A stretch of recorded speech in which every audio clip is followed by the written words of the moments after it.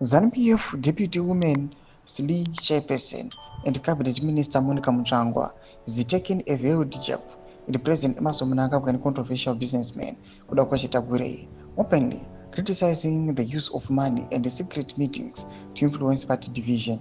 Zanamda mashugubda pangwa ino achono konzi aiwa Monica Mutsvangwa days Mnangagwa over TSHABANGU elevation. To subscribe or like out on the bell icon. Tipina mnamubra nyukomchinze.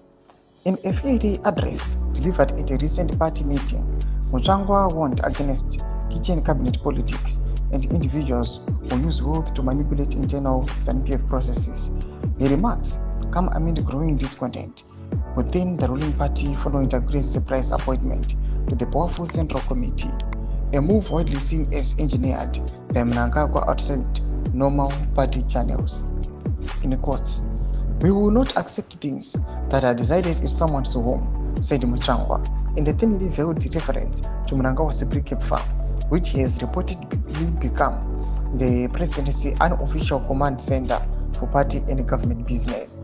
She also appeared to criticize TSHABANGU's influence in the party, warning against the corrupting power of money in ZANU-PF's affairs.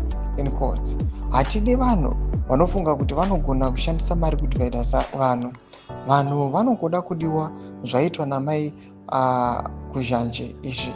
We do not want people who think they can use money to divide others," Mutsvangwa said.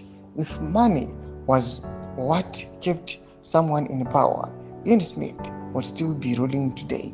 TSHABANGU, a controversial businessman tycoon, often linked to state capture and corruption scandals, was recently elevated to the party's Central Committee, bypassing traditional grassroots structure.